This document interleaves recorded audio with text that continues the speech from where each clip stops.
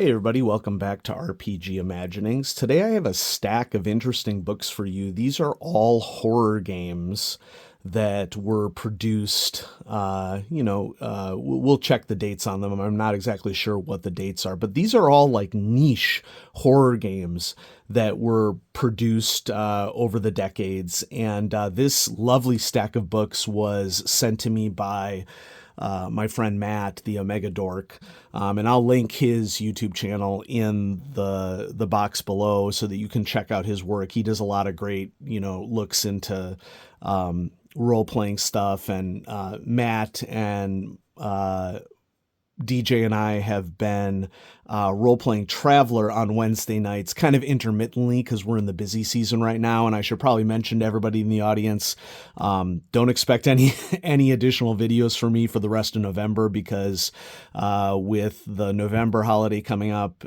here in the United States, and I am in the field as an educator a lot over the next week, and I'm on a hiring committee. There's a whole bunch of stuff going on right now. So this is going to be my last video until at least sometime in December. But I just wanted to check these out with you, and I really appreciate Matt sending these to me. The first two supplements that I have here are Palladium supplements. And of course, Palladium is the role-playing company behind Rifts. And you can see Kevin Ciambieta in the upper right-hand corner. And I'm pretty sure, correct me if I'm wrong in the comments, Matt, but I'm pretty sure Matt was back in his home state of Maine and had hit up a game store that tends to have a lot of really great old stuff.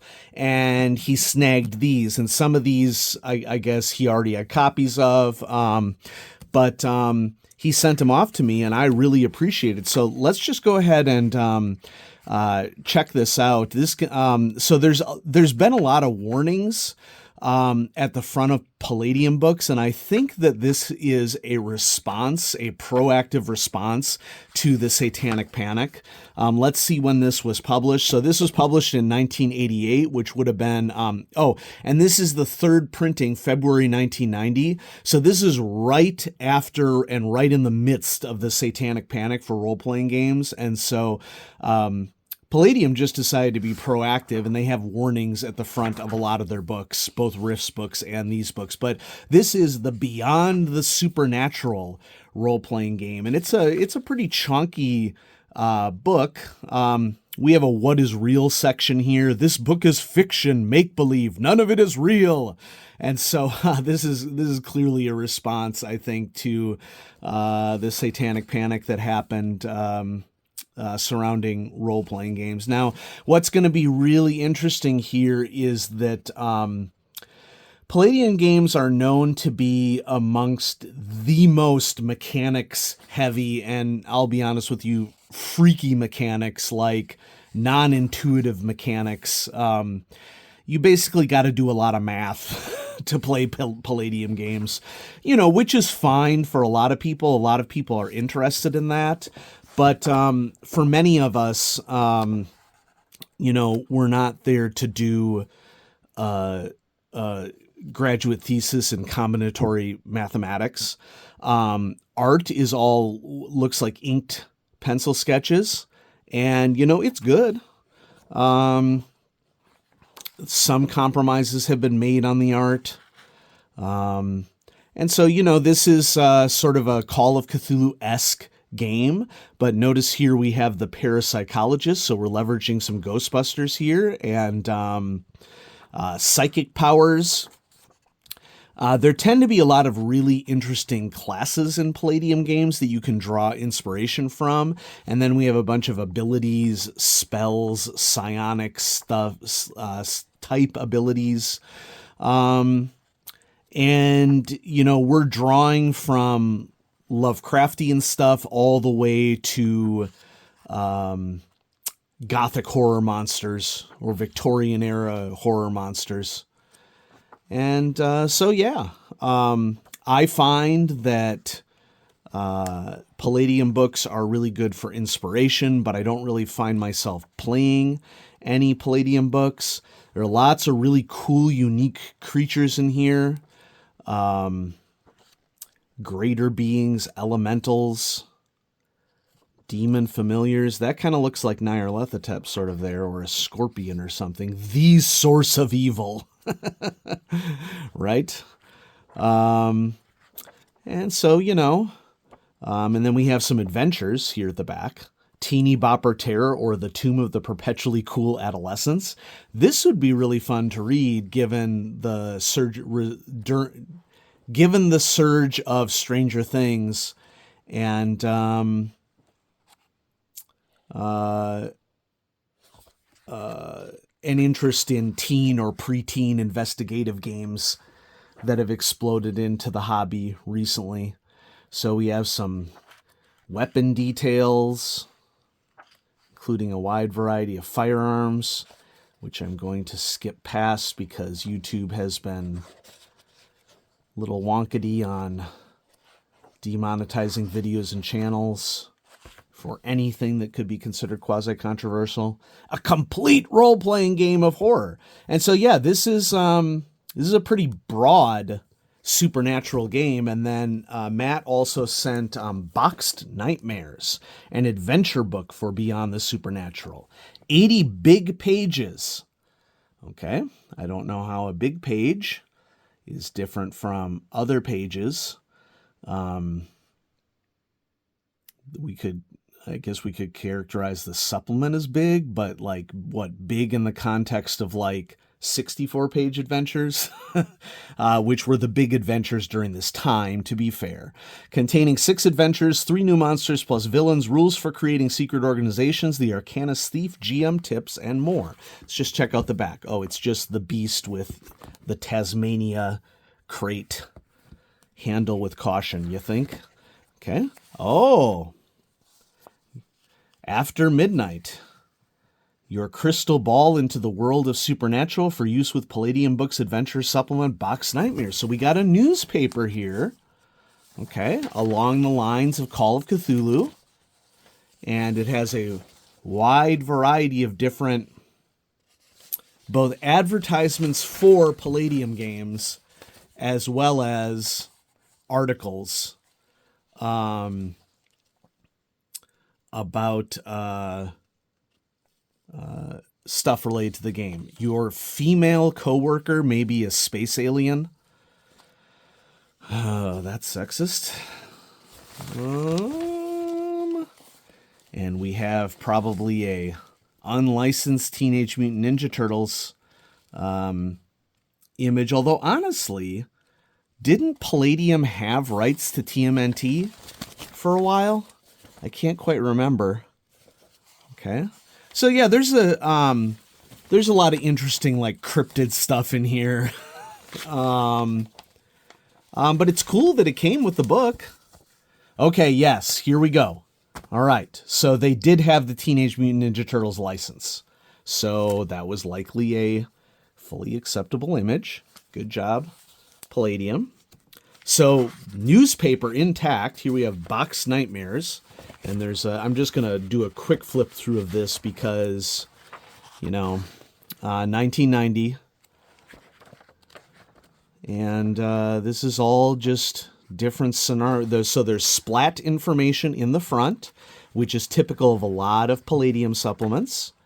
And then adventures in the back, including one about Jack the Ripper, demons, spiders. Covers a wide variety of different horror genres.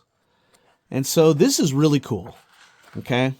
So good on Palladium to, this is a decent foray, I would say, into horror genre of role-playing. It's pretty clear that Palladium put resources into this.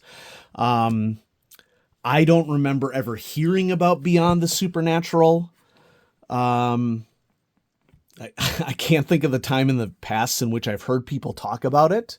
Oops, looks like I had some camera tilt here. Sorry, folks. But I'm definitely glad that Matt sent these to me because they're going to be cool reads and great ideas. Now, we also have Nightlife, the role-playing game of urban horror by Stellar Games. And this is also a 1990 release. I am not familiar with Stellar Games. But it would be interesting to see what the mechanics are like here. And so we have setting the stage here, little piece of short fiction, new definition for horror, specifically splatterpunk. Okay. Nightlife is a game in which players take the part of monsters living secretly in New York City of the near future. There are a number of races of monsters available, which will be explained in detail in a later chapter, but all characters are considered kin. This term is slang among the races in Nightlife to distinguish themselves from the herd, better known as normal humanity. So it would be interesting to know whether or not this came out before or after Vampire, World of Darkness, because it's giving a huge World of Darkness vibe. Section 1, character generation. A character in Nightlife has abilities, humanity, edges, flaws, skills, a personal profile, and possessions. 8 basic abilities. Okay. Is this a precursor to Vampire and Worlds of Darkness? I don't know. Let me know in the comments if you know. Okay, we do have some problems here, though. So, wow. All right. Inuit is a playable race. Not cool. So that did not age well at all. But this is typical of what you would pick up, we have made significant progress in respect for other people over time. And then vampire is spelled with a Y-R-E. Okay. Subculture slang terms.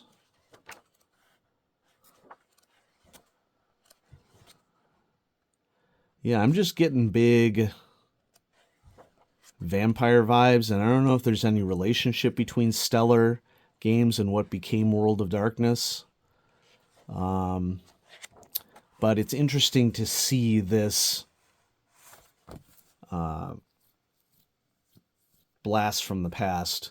And then we also have Nightlife Sorcerers, Witches, Cults, and Organizations, once again by Stellar Games.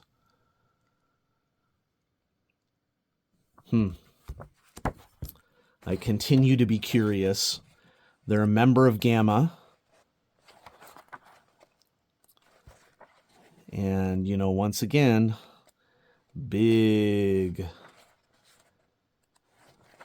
vibes from World of Darkness. Artwork's pretty good.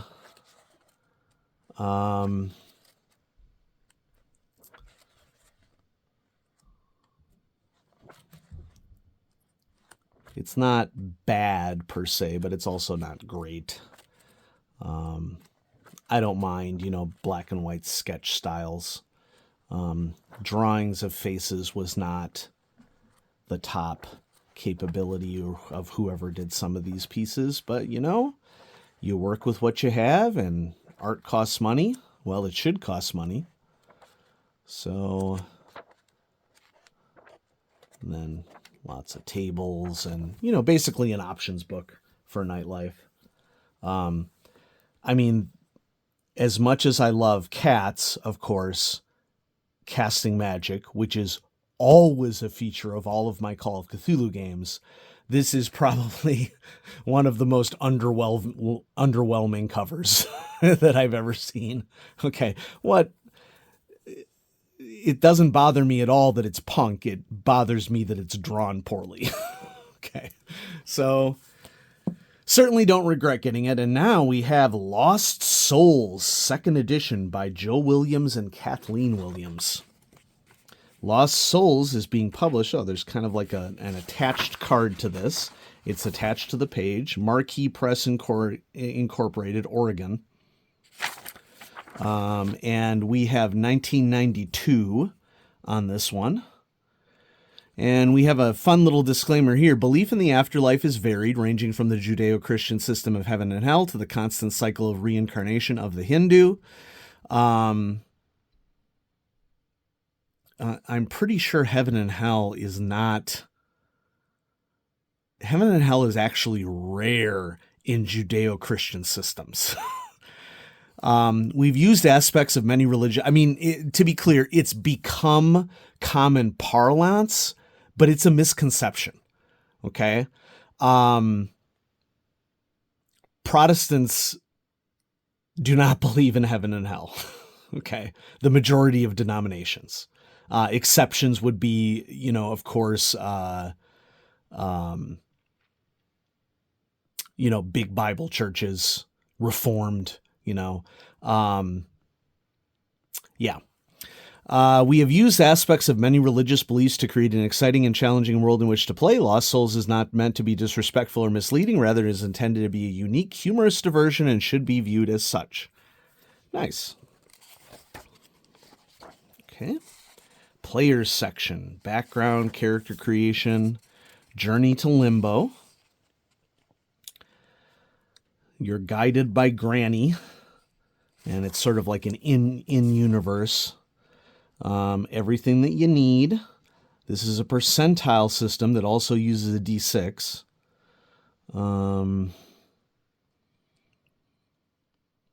Doesn't mention what the 6-sided die is for yet.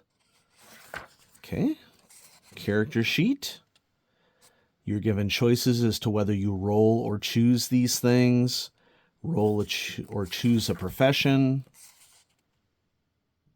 This is a fun table. Key features, eye color, hairstyle. That can be fun at character creation to have randomization available right away. So we have base skills and then specialties, interests, life and death. Very robust character history. Okay.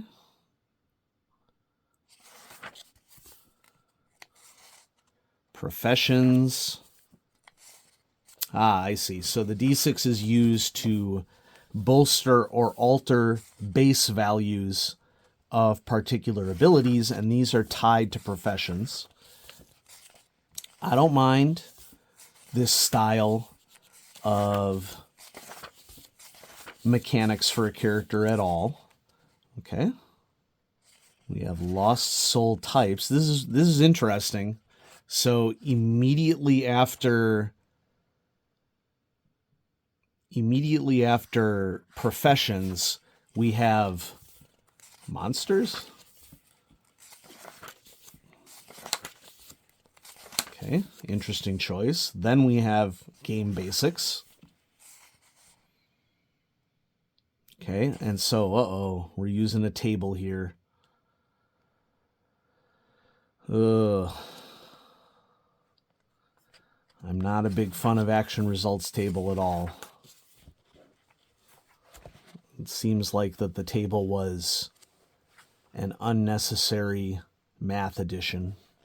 There's a karma mechanic. Here we have our skills. It seems like you would put the skills on how to play the game and powers before you would put the monsters, but who knows how combat works. Mediums. Okay. The afterworld. Ooh, planes of existence. So we have a short little gazetteer there. NPCs. Running the game, a GM chapter in 92 was pretty rare. And then a series of adventures. Cool. Okay, and the way that these are organized is, gives me big Call of Cthulhu vibes. So that'll be fun to read these adventures. Sage lore order form. Looks like they produced the Scroll zine, which I have not heard of. Okay. And character sheet as per normal. Double-sided. Mock death in the comfort of your own home. Lester Smith of Dragon Magazine says Lost Souls is an extremely satisfying product. Its premise is unusual, its characters exciting, and its mechanics fun. I heartily recommend this game. Expanded 2nd edition. Okay, and then Cemetery Plots, an official sourcebook for Lost Souls. This could be hugely useful for any horror game. Cemetery Plots, are you kidding? That's awesome. So we have some more professions. Okay, this is really not too far afield from how things work in Call of Cthulhu, although you're dying in this game. So the cause of death table is a thing that is happening. So maybe it did make sense to have lost soul types because you become one of these, I guess, after you die. And so you're essentially playing a creature of some sort in addition to having your skills of your profession. So more details on the afterworld, supernatural NPCs. Some of these are drawn from world folklore, and so this probably has not aged well. I've seen several examples of things from the spiritual observances of many cultures that we should not be using in role-playing games. Famous NPCs. That would be an interesting way to put a little spin. Mythical entities. Haunted places. Okay, so the cemetery influence here is actually not very large. It just appears as if it's chapter 12 is chapter 11 haunted vehicles, chapter 12 bone world. So this looks like to be a plane that you can explore. And then chapter 13 fears. Is this a scenario? I think this might be a scenario. Yep. This is a scenario, or at the very least, a location that you can leverage that has a bunch of NPCs to use as contacts. Okay, this is a scenario, Night of the Headless Biker. So I think that the title of this supplement is a little misleading. This is a very diversified splat book is what this is. And it has some locations and then I would say a scenario here. I'm not really sure that the bar is a scenario in itself. Essential source book for Lost Souls. Fresh material to fill a tomb. Okay. And lots of praise. Okay, so they were working their communication. Nice. So cool. Yeah, no, Matt, I am super grateful that you sent these to me because these are really interesting looks into TTRPG history. I'm going to enjoy reading those, and I want to showcase these on the channel before I go dark for a couple weeks with stuff required at work. And so I hope you enjoyed this look into these early 90s, late 80s, early 90s supernatural or horror-based RPGs sent to me by TheOmegaDork. So thanks for watching, everybody. Have a great day.